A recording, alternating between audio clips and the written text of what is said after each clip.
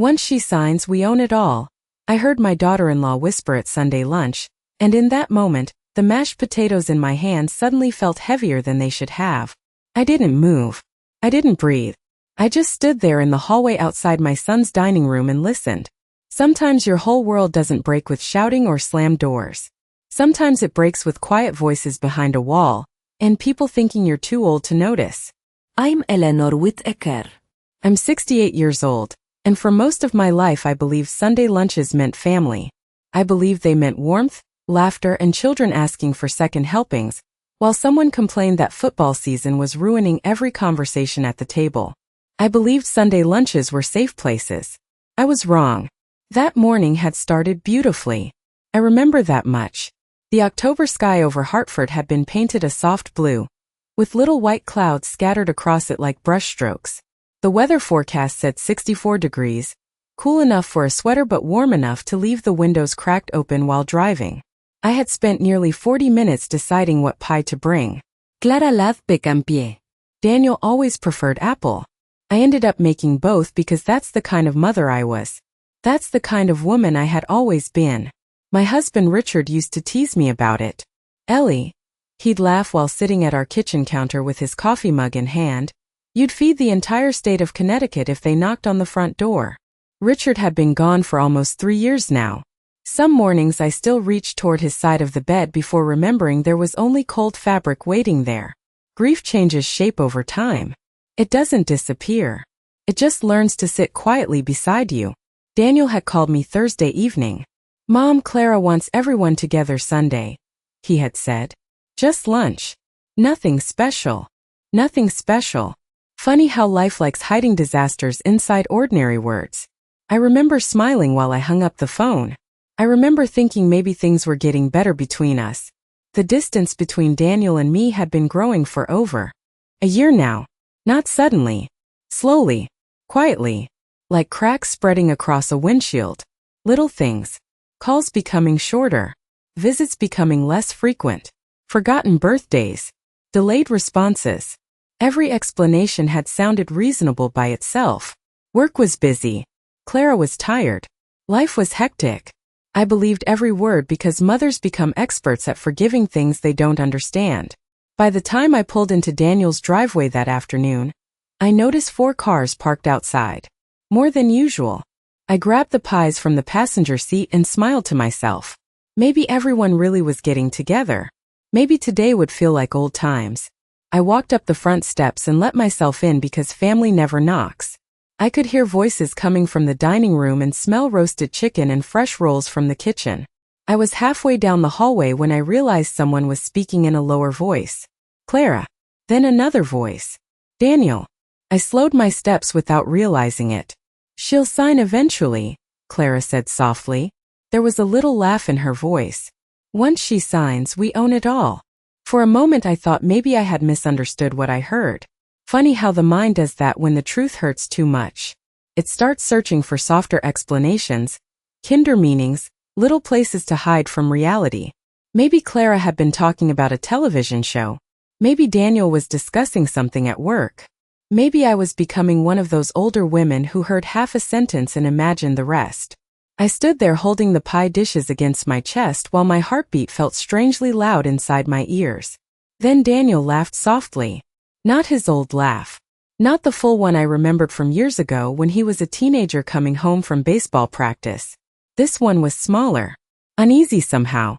You know Mom, he said quietly. She gets attached to things. Clara let out a little sigh. Daniel, I know. But she is 68. You cannot expect her to manage all that forever. My fingers tightened around the pie plate. Forever. Funny word. Nobody ever says forever when they are talking about helping someone. People usually say forever when they are talking about waiting for something to end. I stared at the family photographs hanging along the hallway wall. There was one from Disney World when Daniel was 12. Richard had sunburned his nose that summer because he refused to wear sunscreen. Daniel had Mickey Mouse ears tilted sideways on his head. I remembered that trip. I remembered Richard carrying Daniel on his shoulders after fireworks because our son had fallen asleep. I remembered feeling happy. Back then happiness had felt simple. You did not question smiles. You did not wonder who was pretending. Then I heard footsteps moving closer. I quickly walked toward the kitchen before anyone saw me standing there. I placed the pies on the granite counter and took a slow breath. 3 seconds later, Clara appeared in the doorway with her bright smile already in place. She always had beautiful smiles. Perfect smiles. Magazine smiles. The kind that looked practiced in mirrors. "Eleanor," she said warmly, opening her arms. "You made pie again." I smiled back and hugged her. "I made too." "You spoil us," she laughed. "Spoil us." I wondered if she realized how strange those words suddenly sounded. Daniel walked in behind her carrying drinks. He kissed my cheek. Mom. His eyes met mine for maybe half a second before looking away toward the refrigerator. Just half a second. Sometimes that is all you need to notice something changing. We moved into the dining room together. Everything looked beautiful. Clara had lit small candles along the center of the table. White plates sat neatly arranged beside folded napkins. Fresh flowers stood in a glass vase near the middle.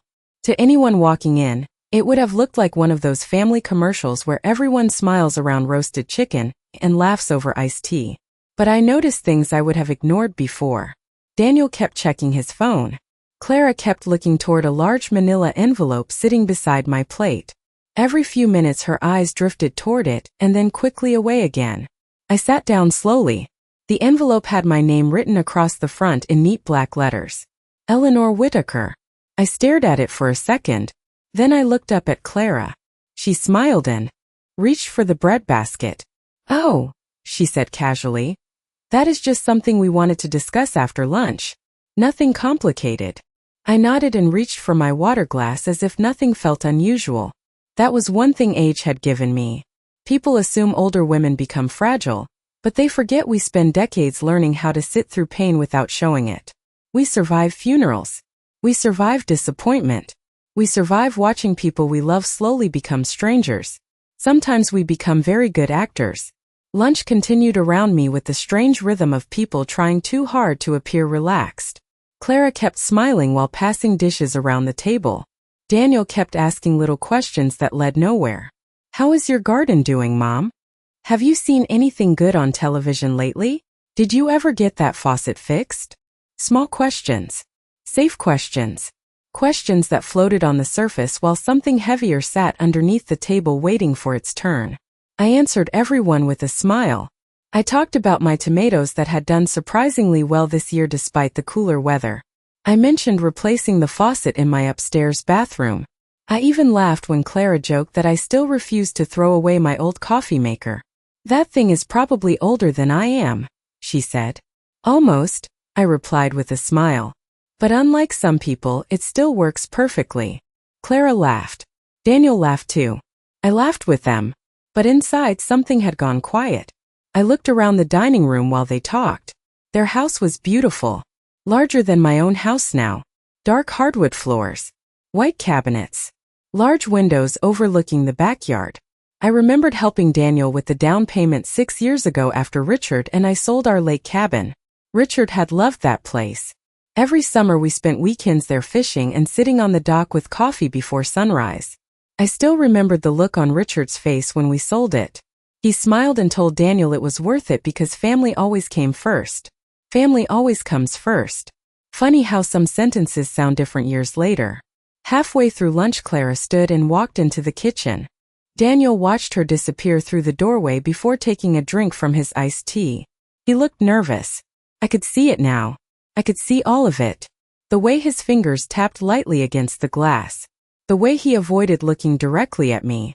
The way his smile appeared a second too late every time. Suddenly I remembered Christmas last year.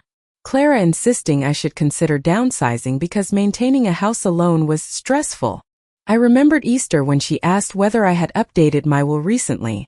I remembered Daniel mentioning that maybe someday I should let him help with my finances, just to simplify things. At the time I thought they were concerned. I thought they were being caring. I sat there staring down at my plate while memory after memory quietly lined itself up inside my head like puzzle pieces finally finding where they belonged. Then Clara returned carrying coffee cups and sat down beside Daniel. She folded her hands together and smiled at me warmly. "Eleanor," she said gently, We wanted to talk to you about something important. Daniel shifted slightly in his chair beside her. I looked at him first. He looked down at the table.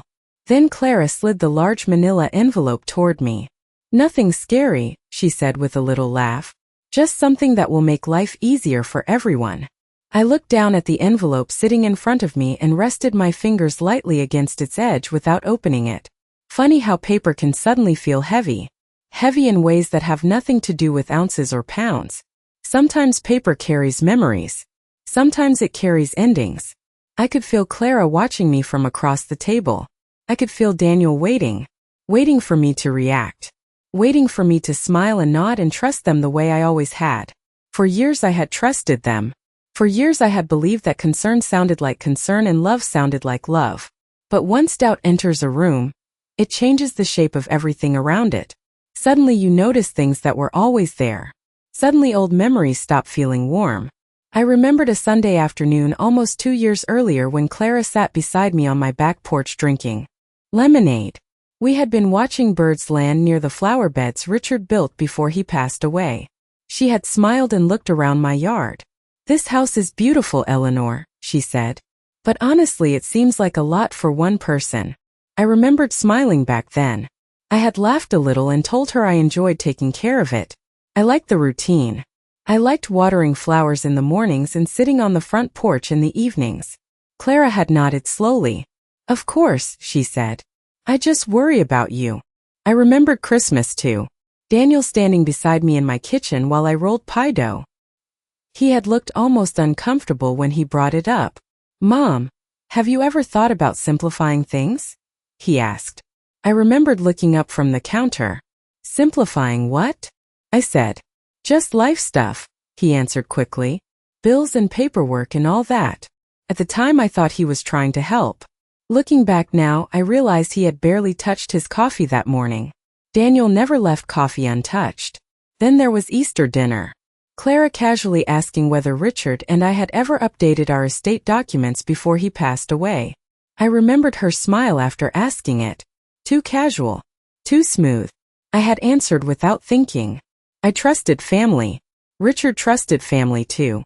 Richard used to say that once you spend your life building something, you eventually build it for the people you love. I used to think that sounded beautiful. Sitting there at the dining room table now, I wondered if Richard had ever worried about things like this. I wondered if he had ever imagined me sitting alone at 68 trying to understand whether my own son was quietly standing on the other side of a door I could no longer open. I looked up from the envelope and smiled softly. Clara smiled back immediately. Daniel looked relieved. That was what hurt the most. Relief. Not concern. Not guilt. Relief. As if they had been waiting for me to stay exactly who I had always been. Easy. Trusting.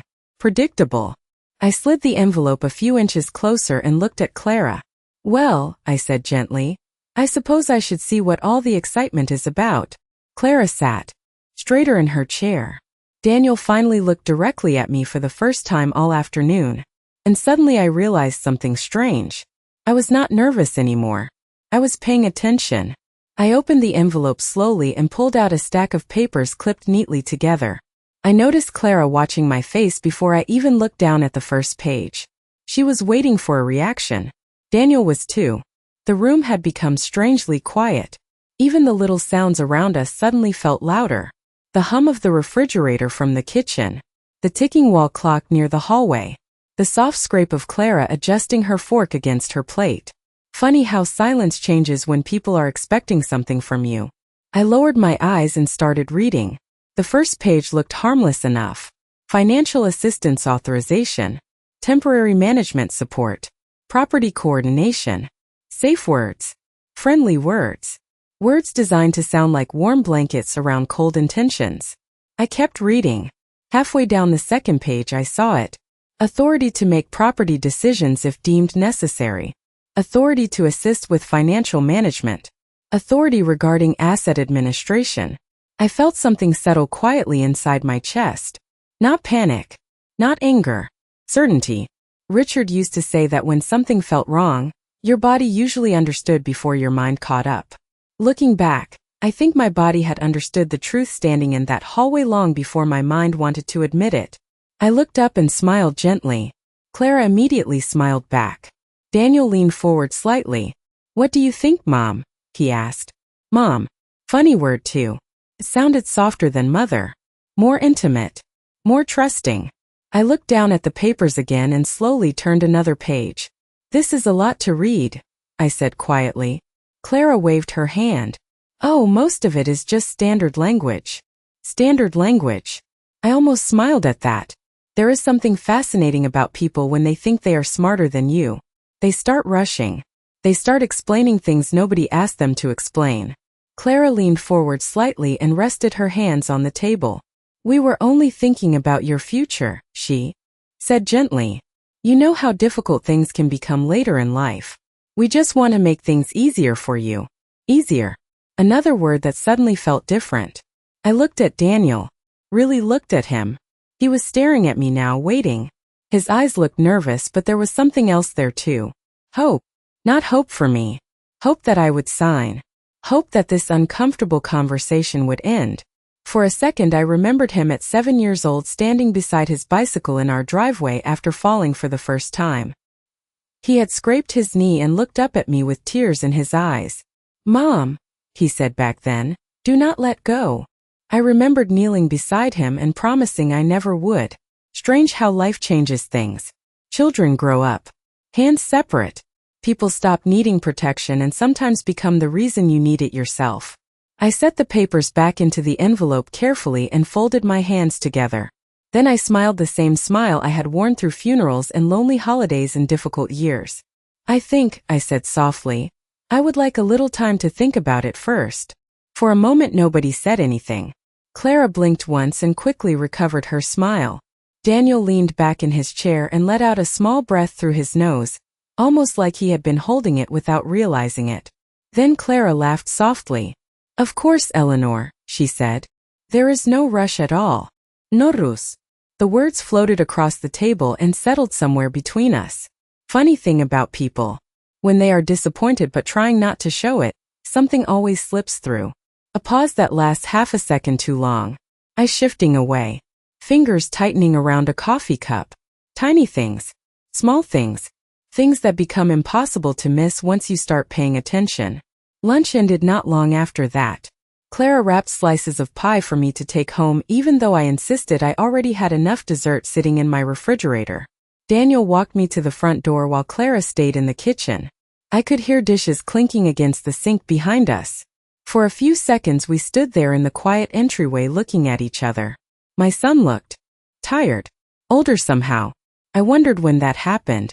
I wondered when I stopped noticing. "Take your time, Mom," he said carefully. "There is no pressure." I looked at him for a moment. Richard used to say our son had honest eyes when he was little. Eyes that told you exactly what he was feeling before he ever said a word. Looking at him now felt different. I could not read him anymore. Maybe I had stopped reading him years ago without realizing it.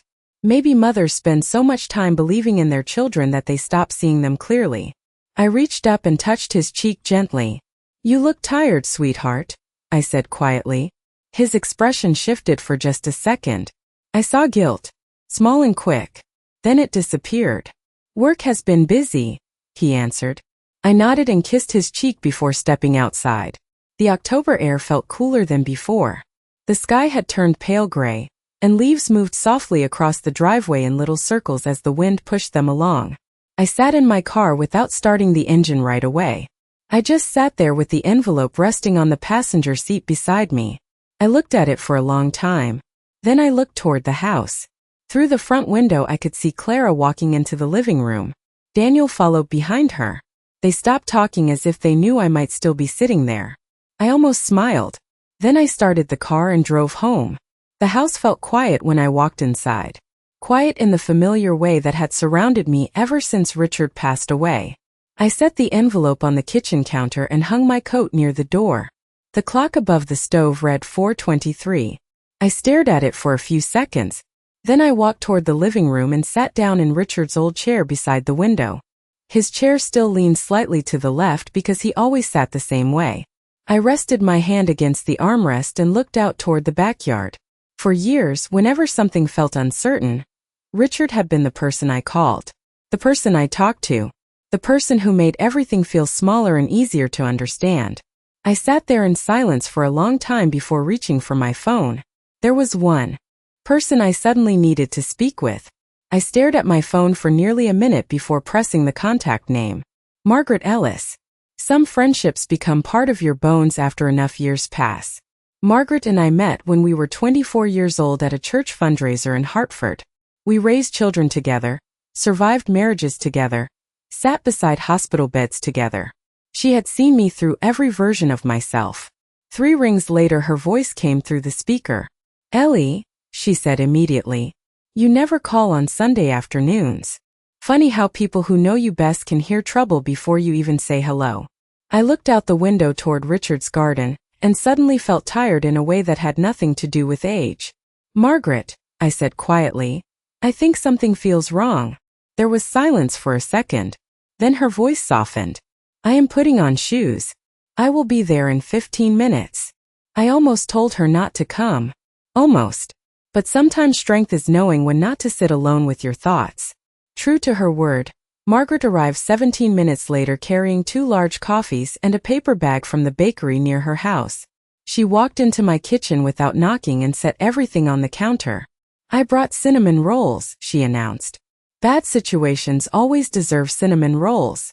I laughed softly despite myself. That was Margaret. For 44 years she had somehow managed to push light into dark rooms. We sat at the kitchen table while evening sunlight stretched across the floor in long golden lines. I handed her the envelope without saying anything. She adjusted her reading glasses and began slowly turning pages. I watched her expression change little by little. First curiosity, then confusion, then something harder, much harder. She looked up at me after several minutes. "Ellie," she said carefully, "did you already sign any of this?" I shook my head. "No." Margaret slowly lowered the papers onto the table. "Good. Just one word. Good." I felt my stomach tighten anyway. I stared at her face. "Tell me." Margaret looked down again before folding her hands together. "This is not simply someone helping you organize paperwork." Her voice stayed calm. Too calm. "Some of these provisions give authority over property decisions and financial actions under certain circumstances." I felt cold suddenly even though the house was warm. The kitchen clock ticked softly behind us. Tick, tick, tick. I looked toward Richard's empty chair in the living room. "I thought maybe I was imagining things," I whispered. Margaret looked directly at me. "No." Another small word. Another heavy word. I sat there staring down at the wood grain on the table. "Richard and I bought this table 23 years ago from a furniture store during a holiday sale. Daniel used to do homework here after school. Birthday cakes sat here. Christmas dinners sat here. Life sat here. Funny how pain can walk into places full of happy memories without asking permission." Margaret reached across the table and squeezed my hand. "Ellie," she said quietly, "before you do anything else tomorrow morning, I want you to call Howard Bennett." I looked up at her. Howard Bennett. Richard's attorney. The man who handled our estate planning years ago. Margaret's expression did not change. "There are some things you need to hear before anyone asks you to sign another piece of paper." The next morning I woke up before sunrise. I had barely slept. Not because I was crying or pacing the floors. I had done enough of that kind of grieving in my life already. No, this felt different. It felt like standing outside in heavy fog, knowing something was there in front of you, but not being able to see its shape yet. I made coffee and stood at the kitchen window while the machine filled the room with that familiar smell Richard used to love. Outside, the backyard grass still glistened with early morning dew. Everything looked ordinary. That was the strange thing about life. The world keeps looking normal even when your own begins shifting beneath your feet. At exactly 8:30, I picked up the phone and called Howard Bennett's office. I expected voicemail or a receptionist telling me he was unavailable. Instead, I heard his voice almost immediately. "Eleanor," he said warmly. "It has been too long." For a moment I closed my eyes. Howard sounded exactly the same. Calm, steady, the kind of voice that made people feel things could still be fixed. We arranged to meet at his office that afternoon. The drive there felt longer than usual even though his office was only 15 minutes from my house. I spent most of the drive remembering Richard sitting beside me years ago on these same streets. He always hated red lights. He used to drum his fingers against the steering wheel and pretend traffic lights had personal issues with him. By the time I parked outside Howard's building, I found myself smiling at the memory. Funny how love leaves little fingerprints everywhere. Howard greeted me himself and led me into his office. The room looked exactly as I remembered. Shelves lined with leather-bound books. Framed certificates on the walls. The same brass clock near the window. I handed him the envelope without saying much. He read quietly for several minutes. Then he removed his glasses and looked at me very carefully. Very seriously. "Eleanor," he said softly, "before we discuss these papers, there is something Richard specifically instructed me to tell you if a situation like this ever happened." I felt my stomach tighten. Richard. Even after 3 years, hearing his name still felt like hearing footsteps in an empty house. Howard opened a drawer beside his desk and pulled out a thin file folder. He placed it carefully in front of me. "Richard worried about one thing more than anything else," Howard said quietly. "He worried that someday someone might pressure you into giving away control of the life the two of you built together." I stared at him without speaking. Howard folded his hands together. "So he made certain arrangements." And suddenly I understood something. Richard had seen something coming long before I ever did. Howard slid the folder across the desk toward me, and for a few seconds I simply stared at it without opening it. My name sat neatly printed across the front beside Richard's signature, and a date from almost 4 years earlier. 4 years. Before his heart problems became serious. Before hospital rooms. Before goodbye became a real word inside our house. I opened the folder slowly. Inside were several documents and a handwritten letter folded carefully between them. I recognized Richard's handwriting immediately. After 38 years of marriage, some things become part of you forever. I unfolded the paper with hands that suddenly did not feel steady anymore. "Ellie," it began, "if you are reading this, then I was right about something I hoped I would never be right about." I stopped breathing for a moment. Howard sat quietly across from me without saying a word. Richard always hated unnecessary talking during important moments. He used to say silence gave truth room to sit down. I kept reading. "You trust people because that is who you are. You always have. It is one of the reasons I loved you the day I met you and one of the reasons I loved you every day after that. But loving people and protecting yourself are not opposites. Sometimes they need to live together." I swallowed hard. Outside Howard's office window, people walked along the sidewalk carrying coffee cups and briefcases. Cars stopped at red lights. Somewhere nearby I heard a siren in the distance. The world kept moving while mine seemed to stand perfectly still. Howard finally spoke softly. "Richard arranged protective provisions within your estate plan. If there were ever signs of pressure or manipulation regarding your property or financial authority, nothing could legally be transferred without multiple independent reviews and your direct approval." I looked up slowly. "Nothing." Howard shook his head. "Nothing." The room felt strangely quiet after that. Not empty quiet. Different quiet. The kind that comes after realizing the floor beneath you is stronger than you thought. I looked back down at Richard's letter. Near the bottom he had written one final sentence. "Ellie, if this day ever comes, remember something. You built this life too." I stared at those words for a long time. You built this life too. Funny how grief works. Sometimes you think someone has been gone for years, and then one ordinary afternoon they sit beside you again through words on a page. I pressed my fingers gently against Richard's signature and smiled through eyes that suddenly felt warm. Not as I was falling apart. Not because I felt weak. Because for the first time since Sunday afternoon, I understood something clearly. I was not sitting at the edge of losing everything. I was standing at the beginning of seeing everything exactly as it was.